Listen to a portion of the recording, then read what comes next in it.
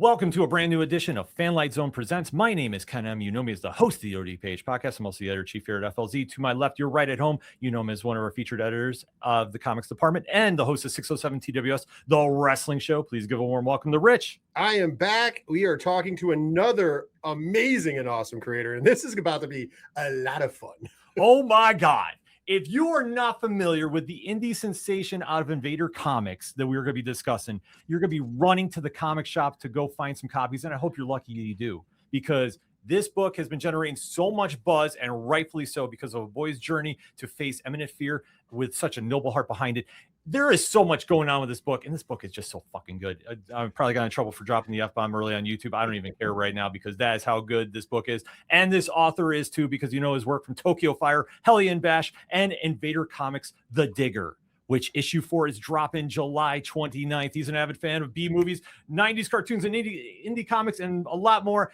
My God, let's finally get on the show. The one and only T.S. Luther. T.S., what is going on? What's going on? My name's T.S. and I write comics. Thank you so much for having me, dudes. I really appreciate this. And thank you so much for all those accolades. You really dug deep to find some of that stuff. That's crazy. Man, this is what we do here at Fanlight Zone. And obviously the accolades go, and especially with The Digger, because, oh my God, this series is amazing. Thank you, man. Thank you. I'm sad to see it coming to an end, but we have to ask you, how the heck did this whole story come to be? I mean, I am an indie comic book writer, so most of what you do is just trying to find people who are willing to work with you, whether that's a publisher, an editor, or the dreaded artist. You see it in every comment section. I'm a writer and I can't find an artist. Well, the way that you do that, kids at home, you sit there until 4 o'clock in the morning and you look at every single artist that's ever graced the internet. DeviantArt, Behance, ArtStation. And you go there, you look through their portfolios, you find one that you like, and you reach out and they say no. But eventually, some of them will say yes. I reached out to Sam. I said, hey, Sam, I love your artwork. I love what you're doing. Can I pitch you some stuff? He said yes. I pitched him some of the best stories I've ever come up with. And he said, no, these suck. And then I was like, okay, give me a second chance. What do you want to draw? Because I learned that from Robert Kirkman and Brian K. Vaughan and like all these other artists that I look up to. Find out what an artist wants to draw. That's how you get them to team up with you. I said, what do you want? He said, something Mesoamerican, something pulpy. Do you have anything like that? And I said, I got hundreds like that. I lied. I didn't have anything. I went home. I wrote out the best pitches I could come up with. And I found one that I thought we could work backwards with. One that a studio would like, so they could license it from a publisher. One that I knew a publisher would say yes to. And one that once you hear it, you have to at least ask, what's that about? And it was, what if Indiana Jones hunted Short Round? And that was The Digger. And I think originally we were calling it El Excavador. And I dropped that because of the appropriation. I had a lot of different beta readers and a lot of sensitivity readers help me out with that. And Sam was like, hey, this is rad. Let's do it. I wrote the script. He loved it. And the rest is history. Like that's the entire story, other than when Invader Comics said yes, which is a whole different thing. That's incredible. Awesome. That is incredible. It's definitely incredible. And I know you kind of mentioned, the what if Indiana Jones was chasing Short Round the whole time, but let's go into a little deeper of an elevator pitch. If for those of people that might not be reading The Digger, and why are you not? But if you're not, what is the story all about? Sure. So there's a little kid in 1930s Veracruz, Mexico. His grandmother's sick, so he's doing anything he can to pay for her treatments. He's stealing stuff from around town. He's just trying to get by. And this mysterious stranger rolls into town, this American in a hat, and he's flashing cash, and the kid pickpockets him. And similar to that old, Indiana Jones and Short Round story, that's how they meet.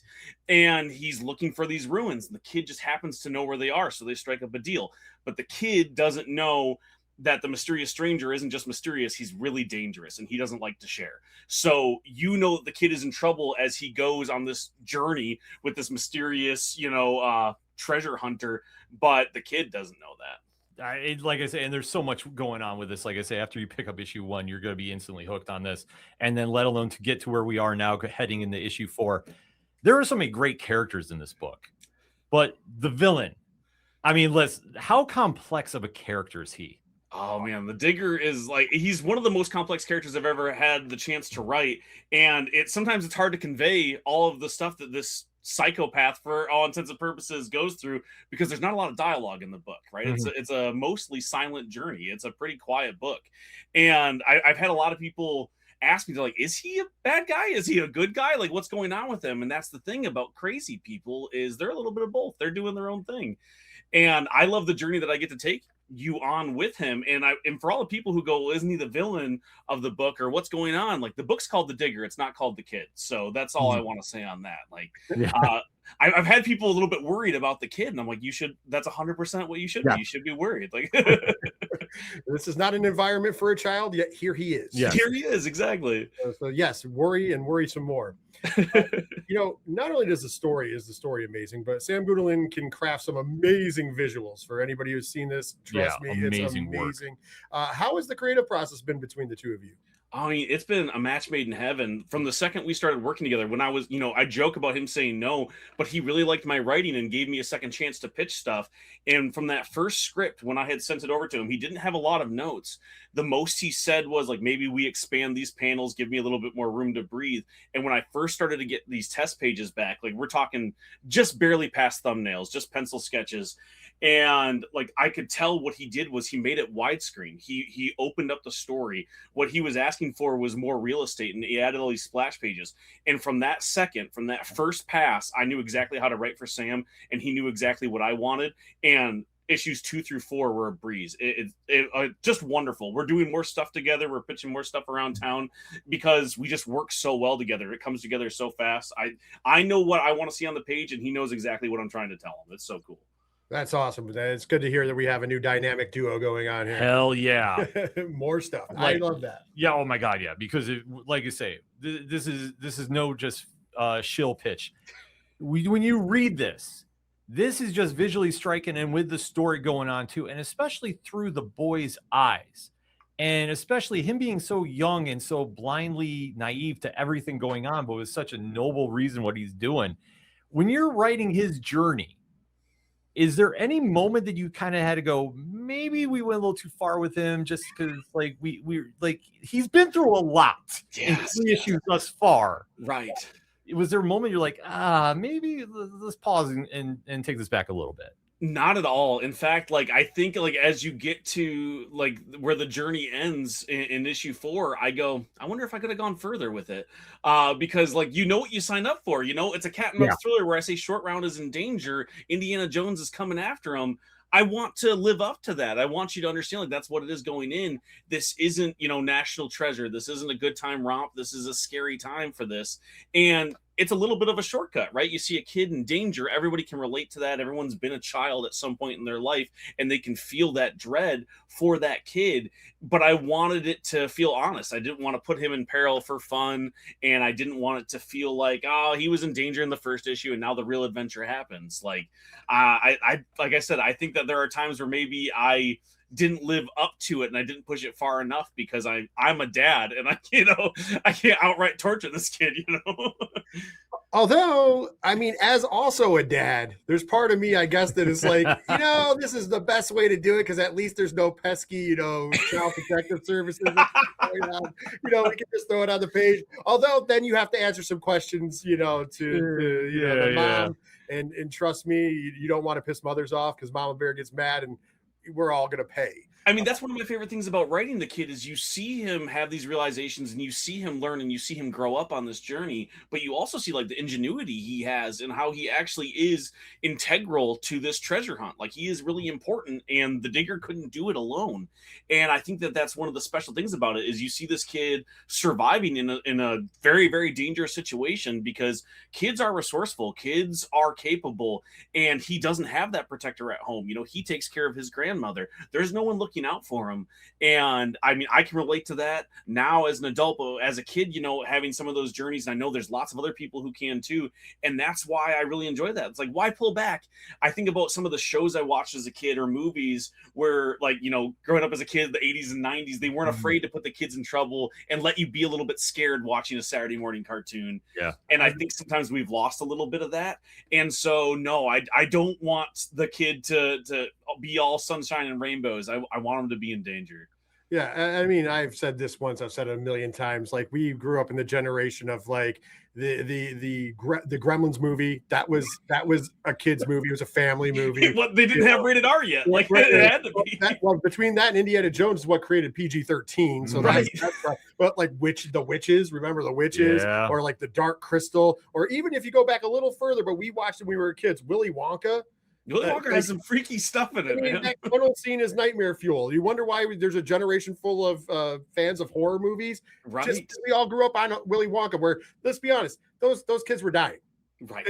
He was killing them off as they go through that. It's like when they're like, "Oh, well, that pipe goes to the incinerator." There's nobody living through that. There's nobody living through that. But now they would have never said that. Oh God, no. Now they would Oh, never no say that. way. So I agree with you 110%. And you know what? It's good to have a little bit of that in there. But also, all jokes aside, as a father, like, you can read that in the book too, because you always want to like portray like, hey, this is the journey we've been on, and you get to watch your child go through that journey, and kind of like this book kind of mimics that in a lot of ways. Here's a child going on a journey, and yes, he can be unsafe at times, but he's resourceful, and obviously he has, you know, good intentions, and you know, that could be like kind of like leading your kid on to be good parenting, and it's really kind of cool, and I dig that, and it just goes with all the many themes of this book, and when you're writing it, knowing that there's so many layers, so many things, was there one theme that like just jumped out, was your favorite while you're writing, like just personally? Yes, I mean, it was the father-son dynamic. As messed up as that is there are times where I want you to be reading this going, I think the digger cares about this kid in his own messed up way. I want you to ask that question, is the kid truly in danger, or does the digger care about him, or both, right? And that's the part that I really enjoy, when I realized that this is a really messed up father-son adventure. I think was really, really fun. And I hope my son isn't listening, because he's read some of the digger, and I don't want him to fear for his life. But we don't go treasure hunting very often, so I think that we're going to be all right. But yeah, I think that was the element that really made kind of the story easy to write from that angle, is to have you ask that question, is what are the digger's motives? How does he feel towards this kid? And play with a little bit of that, because not to spoil too much about the series, but the kid's dad actually plays a pretty integral role to the journey. And so it was a lot of fun to play with that. That was probably my favorite. Yeah, it's a great theme. It really is. On top of everything else, like, it's such a good story. I'm just gonna throw it out there. Well, I think it just adds so much to the boy's story, because you can't help but root for him. And then this, and I keep going back to this in like reviews, or even when I'm describing the book, he has so much blind optimism just because he's trying to do so much good for the family and all that entails with it. And yeah, when he's teamed up, he doesn't exactly know what the guy's going on, except there's like one scene in issue 3, but I'm not going to say it because I want people to go out and buy the book, that he kind of opens a door and sees something. And it's like, okay, maybe I walked into the wrong part of the story here. But it's the one situation where you find yourself rooting for him. And then just to have that terror factor still linger around. I know it sounds crazy, but it's like, it's such a vital part of that story. I think that's why it connects so much to the readers. Is just, there's something that just hooks you into this, because it doesn't feel like there's going to be a happy ending. Maybe there is, maybe there isn't, but to keep the audience guessing in this manner, I think is just such brilliance. Oh, that means a lot, man. I appreciate it. I'm glad that came through, because one of the things that you can't do with a horror or thriller book in comic books is you can't really get a jump scare across. Yeah. Like, you can control pacing in a comic book with page turns, but I'm never going to make you jump out of your seat afraid. But what you can feel is the Alfred Hitchcock, classic of dread. I can make you dread what's going to happen next. And I think that that's the thing that I tried to capture the most when it comes to the danger in the book, is I want you afraid of what's going to happen to this kid as it goes forward. And I think that that's something that we try to pull off, and it helps that Sam Gudelin's art is so good at showing you little things in the corner, about having the background be there, about the like facial expressions and the character acting that he can pull off. We do a lot with mostly 2 characters in this book. There's a few others, but a lot of the journey is just the digger and the kid and what they do. And somehow I give Sam the same 5 panels in every issue, and he makes the kid looking back at the digger different every single time, and he pulls off these like micro expressions as it's really easy for me to write, oh, and the kid looks back afraid, and him make that feel different than the last time he looked back afraid. It's something he does with his eyes. Every time he draws, and it's phenomenal to Sam. Like I said, this is all the praise to him about this, because every time he does, even though like there's a new challenge thrown at him, you see how the boy's eyes just kind of just start bulging, to kind of put lack of a better term, but it looks different every time. But it's just, he's like comprehending, like, I'm sinking further into danger. What do I do? Right. And it's such a like, from a reader perspective, it's like, it's so subtle, but it's so impactful. Can I like spoil like a small thing, not like story wise, but something we did like meta wise for the book? Sure. So when we wrote and finished issue 1, it was about a year in between issue 1 and issues 2 through 4, because we were pitching it around town and like trying to find a publisher for it and just like figuring out what we were going to do next, because we also had other projects going on. And when Sam came back, his art style had evolved a little bit. He's still very consistent, but one of the things he came to me with is, hey, can I make the kid look a little bit younger for the rest of the issue? And what we did was, as the kid is in more and more danger and less understanding of it, he looks younger. And as he takes more control or has more control over the situation, he appears a little bit older. So he looks a little bit older in issue 1 when he's pickpocketing people and he's choosing to go on this journey. And as he gets in more and more danger in issue 2 and in other places, he's much younger. And again, I couldn't have done something that subtle with any other artist. I don't think that they could have pulled it off in the same way with me writing it. I think that it was just because of me and Sam teaming up that we could do something like that. Oh, absolutely. I think that that's just an understanding. Like, you have to, if you don't have that kind of, synergy, it's not going to work out as well. No, completely. And especially another part of Sam's art too that jumps out, and something that has been going on in the background for the end of each issue, without spoiling anything here, obviously. The setup for the trap 2,000 years in the making. How is that set up? Like, talk about the setup for that. So one of the things that I love in long-running comic books that I don't think many indies like put into their tool chest is the backup story. If you read any superhero comic or anything from the big 2, that's the thing that they can do. Originally it starts as being able to pad out the issue because they had to bring a different artist on. There's deadlines coming in, but then you have people like Robert Kirkman who can use it to the nth degree, tying in one of the best stories and then bringing that story back to the front. You use it to introduce new characters. I mean, I think of Kite Man in Batman, being a backup story until it was integral to the story. And so I love the idea of using backup stories. And for me, it helps as a writing tool of like, maybe I get stuck. Maybe I don't know what to do. What if we stop the issue right now at this awesome cliffhanger and we introduce a different story? I can tell a different story for a few short pages. So it's a really useful thing for me. And when it comes to this real estate and indie comic books, no one's giving me a 50 issue run. I could not have pitched The Digger as a 100 issue epic. I knew we were going to get 4 issues and that was it. So how can I add more depth to the story? You give it a backup. I can introduce the MacGuffin. I can introduce what was happening before, these ruins that they're going towards, and I can tell these mini stories to add more context to it and a little bit more mystery. And it's just more fun stuff for Sam to draw. Honestly, there's a lot of things in this book that came about because Sam emailed me at 2:00 in the morning going, hey, can you put this in here? I need that. I want to draw that. And I go, yes, sir, because you're the best artist that I get to work with today.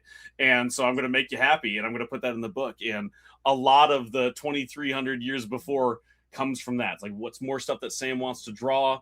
What's more things that I can pad out this story to make you feel like you're not wasting your money on an indie project that costs $7 from a publisher you've never heard of. I want you to get the most out of this because, like I said, I know people joke like, oh, I'm going to get a lot of gigs from this. I don't know when my next comic book is going to be. So I want this to be the most full package you can get. And a backup story allows me to do that. That's amazing. Yeah, that's amazing. And trust us, the more people that find out about this amazing series, yeah, the next one will be coming sooner than later. Trust me. the amount, and I know we talked about a little bit about this off air, the amount of people that hit us up on Fanlight Zone social media after we do the reviews, the buzz is completely growing around this book, and That's rightfully awesome, so because of the work that you and Sam are doing on this. This is a phenomenal story. Like, we can't stress that enough. I mean, like, honestly, I've been surprised by like the fervor. To get like serious with you, my first few indie books that I like crowdfunded, I sold maybe 300 through, different crowdfunding sites. Mhm. And it was like relatively small. And then in the aftermarket, going to cons or doing it myself, we're talking maybe 50 or so more, like not a ton. We sold thousands of each issue, like sold out of the distributor. Like I had to sell my own personal copies because there were just no more and people wanted more. So much so that I got a reprint. It was the first reprint that Invader ever did because there were shops that were getting complaints because they had put an order in and they ran out at Lunar. So there was just no copies to give them. There were some shops that didn't fill it the first time because they were like, we know better. You don't want this book. It's from a tiny publisher. I'm not going to order 4 copies of this book because that's all the pulls that people added it to. And they ate their words. And when the reprint came around, they ordered a crap ton more. And so many more people than I ever thought would read some of my comic books have read The Digger. And I'm so thankful, but I'm just so surprised that I've been able to get this far. I'm being completely earnest when I say I did not think we would get to issue 4. I really thought it would have been canceled by now. If anything, I'm like, Sam can get a few of his art pieces out because his art's amazing. I did not think that we would get this far. And the fact that we were able to finish the entire series, and now people are asking me when we're going to do more, which is crazy. Like that's the last question I always get asked, what's next? I'm like, dude, I'm nobody. I don't know what's next. Like you tell me. So like that's a pretty rad thing to happen. Yeah, I mean, but that's good. It just speaks to the work you're putting in, speaks to the work Sam's putting in, and people are going to appreciate that because, like, right now, you have, a good breakout indie series, and this is kind of the era of the indie books. I mean, it's like if you go through, as you mentioned before, whether it's crowdfunding or smaller publishers, or that the indies are doing well when even the big two. We're looking at you. DC brings back Vertigo, which is their variation of an indie comic. When you're doing all of that, the indies are strong. How is it being involved in this era of like the we'll call it the super indie book? My wrestling time. I mean, like, it's so rad to be a part of comics as things like Vertigo are coming back, like that's like a really, really magical thing as somebody who grew up on Vertigo. Like, that's so cool to see happening. And like Vertigo kind of was the place where you got 50, 100 issues of an indie book, like those books were so not mainstream in what they were trying to do. And it was like magical. Like, I can't believe we got that much Preacher or, Why the Last Man. And like, I'm just so like happy and excited as a reader that that's coming back. So to be a part of that in even the smallest way, it's really cool. For me, when I went to a shop and I picked up a lot of Mad Cave books, and I was able to pick up Phantom and Speed Racer and my own book, like same shelf right next to each other, and Absolute Batman. That was the thing, like it was right next to Absolute. I was almost crying. I'm like, this is the coolest thing ever that my book is right here next to these. And so for me, like, it's really, really special to have kind of a renaissance happening, not just in indie comics, but in comics in general, when you see all those people doing like the comic book hauls on social media, and they're now, like, we talked about it offline, but like just all of the people being excited about books that don't come from the big two, and even including the big two. It's really, really cool to have that happen right now, because I know it's really easy to say, oh, comic books are dying, or they're not good right now. The reality is comic books are bigger than they ever have been. Yeah. And it's cool to be a part of it in even the smallest way. I hope I get to continue being a part of it, but even if this is the small window I get into the mainstream of comics or the bigger indie scene, I am so genuinely like proud to be a part of it, and like so happy that I get to. I'm so thankful because, again, like, I go in and I'm the one person who buys Phantom at my shop. I'm the only person who has it on my pull list. You're sleeping on it. Go listen. Billy Zane is amazing. Go watch the Phantom and then go read the Phantom comic. But being able to go into a shop and see all of these indie books that aren't from giant publishers, they're not even from like the mid-range publishers that you would also know because they've made movies about those books. They're from tiny publishers that are the same size as Invader, and people are excited to buy it. Like, people go into the shop just to get those books. I think that that's really rad, man. You mentioned off air that we might become best friends, but me and you, once again, I love the Phantom. I have reviewed every issue of the Phantom. Yeah. I also own them because that's me. And then when you said Speed Racer, I'm like, checks. Yep. Absolute Batman also checks. It's so good, man. What about the Shadow? Do you like Alec Baldwin as the Shadow back in the day? Absolutely. Yeah. Absolutely. How could you not? But I will say this. A wiser man than I once told me the new boom coincided really well with Absolute Batman because it brought in the manga kids, and it's true. But now they're all looking for something new, and that's where the indie stuff is coming in, because it's different ideas. Like that's why I'm not surprised that there's so much noise behind the Digger, because it's a different kind of story. Like it's based in something we all can relate to, as you pointed out. However, it's also not just your cookie cutter, oh, this is the superhero story that's going to happen here, or this, that. And that's what's happening in the indies, and that's why it's so cool. I mean, part of it is we want to tell different stories, but a big part of it is, let me tell you, if I was pitching a superhero comic book right now, it would not be on store shelves. It would not be at a publisher. No indie publisher wanted my superhero pitch. I've done it, right?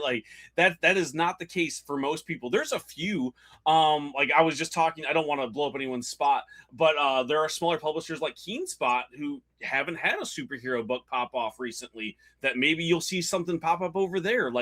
There are people who are considering it, but for the most part, when you look at these smaller publishers that aren't the big two, that aren't Image, it's a tough sell to go, let's do a superhero book, because you're competing with everybody else who's done a superhero book. So it's tougher to do. You can do it over at Image because it's Image Comics. There's not much you can't do at Image Comics. It's going to sell a certain number because it's got that eye on there. But you do have awesome stuff in Radiant Black and Invincible. If Invader were to launch a superhero book tomorrow and say, all right, TS, you're doing a superhero book, no one's buying that book. That's a tough sell to do. So a lot of why you see us think out of the box with these stranger stories is because we're not getting work at DC and Marvel, and nobody wants a different superhero story. I think it's really freeing. I don't have to pitch a superhero book to get into comic books. And I love superhero books. I love Absolute Batman. I read every single thing that comes from the big two, but I also love all of the other weird stuff. And I love how versatile comic books are. People forget sometimes it's a medium, it's not a genre. And you can tell any number of infinite stories here, and you don't have to worry a ton about budget. I can put strange stuff in the Digger, and I don't have to go, I don't know how we're going to be able to afford seeing this giant Olmec ruin. I don't have the budget for that. No, Sam costs the same for Sam to draw that as it does for him to draw the kids stealing something in, a dirt road. So you can do anything, but it's also a little bit of necessity. I can't sell a superhero book, I was going to say, before the superhero fans come for me, I already mentioned I do read Absolute Batman. I also read a lot of Absolute Green Arrow. The Phantom is a superhero. He's just old, okay? The Phantom, I was going to say the Phantom, and then Space Ghost as well. And I'm a huge Spawn fan, so I have plenty of superhero comics. However, if you were going to go ratio-wise, I'm reading way more horror comics and true crime comics and funny comics. How excited are you about those worlds merging with Matt Rosenberg taking over Spawn? I was so pumped. I was so pumped for that. I've been marathon. I hadn't read Spawn in a little bit. Just there's just so much of it, Todd's never stopped. He's always brought in somebody else. It's a little bit easier with Savage Dragon. That slows down sometimes, and I can catch up. But Spawn never really takes a break.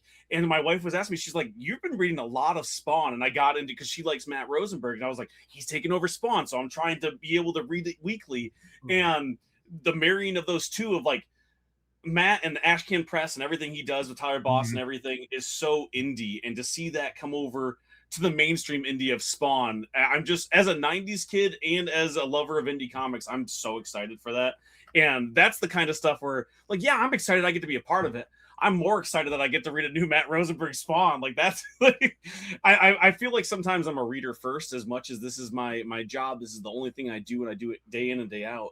The reason why I want to be a part of this isn't because of the money, because let me tell you, it's I've made tens of dollars off of comic books, and I listen and I love it. But I'm as a fan and a reader first, it's so exciting to just see it from any angle that I can. And I love that new people are falling in love with it every single day. And I love that people like you who have been reading it forever are still excited about comic books. I know it sounds cliche, and I'm a dad, so I get corny all the time, but there's nothing like it, other than wrestling. I think maybe wrestling is the one where I see new people come in and then kind of dive into the old stuff, and you see the old heads also still excited about wrestling. But there's not a lot like comic books. Hollywood changes so often, and it gets so different from generation to generation, and social media changes everything in that landscape. But comic books is still comic books, and new people are falling in love with it. right next to me. So when I go buy Absolute Batman, like you said, there's a Gen Z kid buying Absolute Batman too, and we're all excited about the annual and can talk about Daniel Warren Johnson beating up a bunch of KKK people. I'm like, this is so rad that we all get to enjoy this right now. And I don't see that. There's no water cooler talk for TV anymore. There's too many things. But when that annual came out, I'm like, there wasn't a single person at that shop that I couldn't talk to about it. I went out to dinner with like 20 different creators after the local Comic-Con, and we were all like, we could talk about stuff, we could network a little bit. You want to dish about Batman? And like, we just talked about Absolute Batman for like 5 hours and shut down the restaurant. And that's just there's nothing more magical to me as a person who wants to be a part of it, as a reader first. Yeah, I mean that's the beauty of comics, that like, and especially too with how you approach it too. And I liked how you said something there, that you're a reader first, because that always comes across in your social media, which I think you do a fantastic job with. Thank you so much. And especially like, how important is that as a creator to really get out there and push your stuff like on TikTok and go more, I don't want to say viral, but I guess that's probably the easiest way to describe it, just like really push it out there in that manner. I think a better writer wouldn't have to, right? Like if I was the best comic book writer that had ever been, I could write The Digger and just wait for everyone to come to me, but I'm not that good. And even if you are that good, it's still tough to get noticed in today's age. And so to me, I don't think that you can do it without doing some marketing for yourself. Most publishers won't push you, even if the ones who will, like Invader's been great. Invader does a thing. Like I'll reach out to a lot of publications and podcasters and people who would review it. And I find out that Invader already reached out to them, already gave them all 4 issues, and they're already talking about it. And you don't see that at a lot of publishers. So even people at the very tippy top have to talk about their books. And so for me, when I hear that Matt Rosenberg has called every single shop and has made a video about it and is appearing on podcasts at the same time as Robert Kirkman, who is the richest man in comics, right? Like he can pay for an entire omnibus to be drawn before the book even comes out, still has to go on podcasts and talk about his book. Well, if they have to do it, then that I definitely need to be doing it. So it's a really easy calculation to make. If I want my book to succeed, I need to talk about it. And social media is the cheapest, easiest way for me to do it. It costs me no money to get on TikTok, Instagram, YouTube Shorts and go, hey, I wrote a thing. Maybe you would like to see it. And I think the audience appreciates that. I have a small following, but they're all comic book fans. Like I don't do a lot of trends. I don't talk about a lot of other stuff because I want everyone there to not be annoyed when I pitch the next issue of The Digger, right?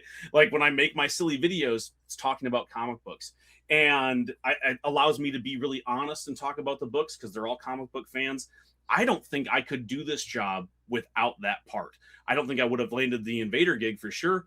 I don't know if you know this, but I pitched The Digger on TikTok back in the day. That's how I got that gig. No, I didn't. So one of my fans, I didn't know what to do. I had pitched everywhere around town. It didn't work. And so I did the Zoop campaign for Tokyo Fire. And I got a little bit of buzz behind that. I started to get a following. I'm on TikTok and I go, what should I do next? Armchair Quarterback, maybe. Do you guys want to see some stuff? And my audience said, pitch us your books. Make like a crappy trailer for it. Show us. So I showed them a bunch of my books. One of those was The Digger. And one of my fans, now a friend of mine, Russ Frechette, he's an artist. He goes, hey, there's a small publisher called Invader. They're asking for pitches. You should pitch this there. They don't have a lot of stuff at the moment. They take a chance on you. So I cleaned up the trailer a little bit. I had found out I had one of their books. Josh Rubens, the guy who directed Werewolf Among Us, he's on Dropout. He's a comedian. He did a graphic novel called Darla. So I'm like, I have one of their books. I like the stuff that they're putting out. Let's find out what they're about. I bought everything that they had ever published, read it all, put together a pitch packet that I thought looked good, made the trailer, tagged them on TikTok, sent them the real submission the way that I would do any other publisher. That was on a Friday. They liked and commented the video and hit me up for a meeting. By Monday, I had a publishing deal with them. Amazing. And so like I would not be as successful as I am right now, the minuscule amount that I have with The Digger, if it wasn't for social media. So it's integral, I think. If I were to give any advice to anybody who wants to do this right now, I don't think you can do it unless you're a much better writer than me. Maybe you are, but I think that you would have a really hard time not talking about your book on social media. I would say that promotion is key and marketing is key. And who is going to promote and market what you're doing better than you can? No one can. No one can. There's nobody, even if you have the best, marketing and promotions firm out there, and sorry, you're never going to pitch it better than the person who came up with the idea, because you are invested in it and it's from your head, and there's nothing that they're going to be able to add that you can't do. And that's why I think that's important for every creator to be out there and marketing their stuff. And I listen to so much like comic book content, your podcast, but a million other ones as well. Appreciate that. And of course, and it's so important to do. I think you got to have input to have output, and you really got to know the business if you want to do well. But also, like, I see these people who are trying to market it from that commercial standpoint, right? Like, you'll see a really high quality, motion comic book for the newest Marvel event, and people get turned off by the ad, right? Like, they don't want to see it, no matter how cool it looks. You know what they do relate to is that grassroots, the creator coming down and talking to you and being honest about their book. The number one comment I get is people going, wow, I can tell you're really passionate about this story. And that's so cool, because I'm obsessed with comics, and this is the only thing I want to do. And I like that that's a selling point for a lot of my audiences. They're excited because I'm excited. And I couldn't do that if I hired the coolest firm to make the coolest trailer. Yeah. It wouldn't have done the same thing for my book, I don't think. Listen, I agree. I've always been a fan of self-promotion, because it's the way to go at the end of the day. I was going to pick on you because you mentioned it earlier and be like, because the last one be like, what's next? but we already know that, you're always working on something, but you got some things going on. I'm always pitching stuff. Like, I will say I have 8 pitches right now, just at every publisher that you can think of, that I can find an open submission portal that they left up by accident. So, and like, I don't know, like, I know a lot of pros that are higher level than me. Like, I'm mutuals with a lot of really awesome people who have taken pity on me to give me advice and just say, hey, what's going on? But I don't know a lot of people in editorial. I don't know a lot of people higher up in the industry for any clout like that. So I'm on that grind. So if you're wondering what I'm doing next, I am pitching 100 of these books. I've had the privilege, because of the Digger and before, to work with some amazing artists, and they've taken a chance on me. And I would love to see what happened with the Digger happen a million more times. I know that might not be the case, but right now I have, like I said, I have 8 pitchers that I'm pitching around. In the life cycle of an indie comic book, I'm going to pitch those everywhere. When they all say no, we'll do some sort of crowdfunding campaign, and you'll see it up on there. When that fails, you'll see it for free on Webtoon and Tapas, and you'll be able to read it one page at a time for 99 cents. I think, obviously, though, and I can't stress this enough, the more fans are hearing about this, the more it's going to generate some buzz, and it's definitely going to open some doors for you, because this book is that good. There is no question in my mind about this. And I know this isn't going to be the end for you, but if you had to cross over the world of the Digger with any other character, waive any fees, any legalities, anything, who would you bring in there and why? Specifically for the Digger, I think that I would go schlock with it. This is such a serious story, kind of down to earth, but I think that I would go crazy with it. I would like this to be Evil Dead 1 to Evil Dead 2, or Evil Dead Army of Darkness, and get wacky with it and cross it over with the Deadites and everything like that. I would love to see it get strange with the world of schlockier horror, because like Evil Dead as a universe has everything from the scariest things you've ever seen in your mind to the funniest things that you've ever seen. And I just love playing around with that. Like, that's a horror series that gets to do both. And I would love to do that. This is such a serious thriller. I would love to get strange with it, with something like Evil Dead. That would be awesome. That'd be incredible. That would definitely be awesome. I'm already reading the Digger, but I would read that as well. Yeah, come on, like, like all hail the king, baby. You do the Digger versus Ash. Come on, that'd be so cool. Oh my God, take my money now. Like, seriously, is that good? And I guarantee you that you're going to have some fans asking about whether characters could cross into the world of the Digger, because this series, I can't stress enough, is amazing. Just the storytelling involved in it. The artwork is just phenomenal. It paints such a picture of hope versus evil, but yet you don't know what's going to happen. It keeps you on the edge of your seat from start to finish. And honestly, if this doesn't open some more doors for you, we all got to start doing the hashtag hire TS Luther. Just get it out there to your favorite publishers, because his work is absolutely incredible. We need to see more of this. TS, we're running out of time, but thank you so much for coming on the show. We definitely have to have you come back on. Thank you so much. I mean, I am down whenever. I love the show. I love podcasting in general. Like, I'm always down to talk, even if it's not about the Digger. I'll talk about the wrestling with you for 45 hours. I don't care.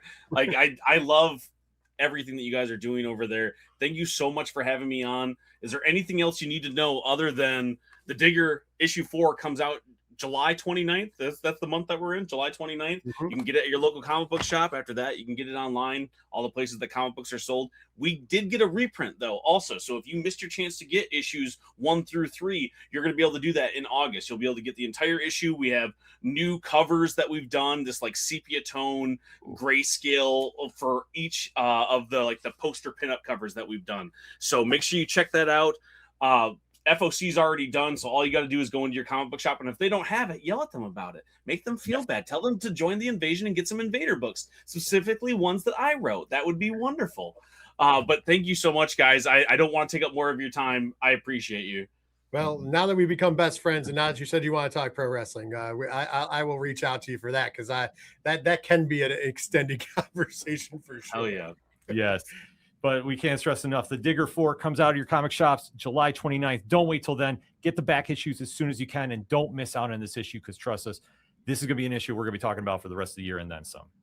And on behalf of Rich and myself, thank you again for checking out another edition of Fanlight Zone Presents. We'll see you next time. Bye.